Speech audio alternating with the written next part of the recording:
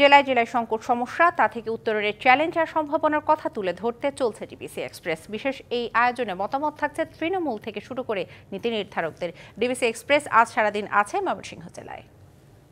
CSRM DBC express আজ সারাদিন রয়েছে ময়মনসিংহে এবং ময়মনসিংহের বিভিন্ন দুর্ভোগ দুর্দশা নিয়ে আমরা কথা বলছি এবং নাগরিক জীবনের সবচেয়ে বড় দুর্ভোগ সম্ভবত এখানের এই বৃষ্টির সময়ও কিন্তু যানজট নিয়ে আসলে জানতে চাই। যানজট ময়মনসিংহ শহরের এই মুহূর্তে সবচেয়ে বড় দুর্ভোগের নাম হচ্ছে যানজট।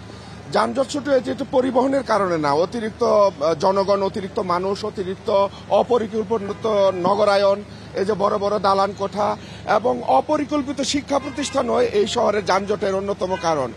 আমরা যানজটের প্রধান কারণ হিসেবে যেটাকে দায়ী করতে পারি, নগরটিকে নগরায়ন হচ্ছে, বিভাগ হচ্ছে, কিন্তু সড়ককে প্রশস্ত করা হয়নি। সড়কগুলো আগের মতো সরু আছে এবং পরিকল্পিত নগর না ওঠার কারণে, গড়ে ওঠা না ওঠার কারণে দিন দিন যানজট বৃদ্ধি পাচ্ছে। তো আমরা যদি মনে করি শহরটা যদি উঁচুর দিকে না হয়ে শহর যদি সম্প্রসারিত হয়, অফিস আদালত স্কুলগুলো যদি ছড়িয়ে যায়, নগরটাকে যদি বড় করে, তাহলে যানজট অনেকাংশে কমে যাবে। এবং তার পাশাপাশি যানজটের সবচেয়ে বড় শিকার কিন্তু হচ্ছে এই ময়মনসিংহের যে কৃষি বিশ্ববিদ্যালয় রয়েছে এবং তার পাশাপাশি মেডিকেল কলেজ রয়েছে, শিক্ষার্থীদের একটি বড় অংশ কিন্তু এই যানজটের সবচেয়ে বড় শিকার। যানজট নিয়ে আসলে জানতে চাই।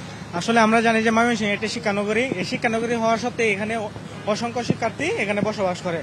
এখন আমাদের দিনের ম্যাক্সিমাম সময় চলে যায় আমাদের লোকে কি যানজটের কারণে অটোতে বসে থাকার সময় দেখা যায় যে আমাদের অটো যাচ্ছে একটা সময়, আমরা পাশ দিয়ে মানুষ চলে যাচ্ছে অটোর আগে। তাই এই সময় আমাদের যে দিনের ম্যাক্সিমাম সময় চলে যাচ্ছে অটোতে।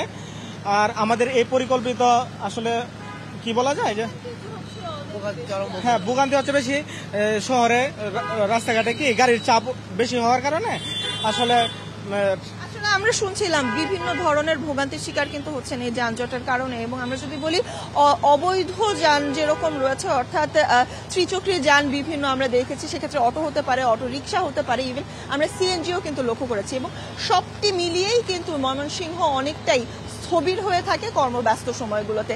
সিএসআরএম ডিবিসি এক্সপ্রেস আজ সারাদিন থাকবে ময়মনসিংহে, পরবর্তীতে আবারও যুক্ত হয়ে অন্য কোনো ভোগান্তি এবং দুর্দশার কথা তুলে ধরব।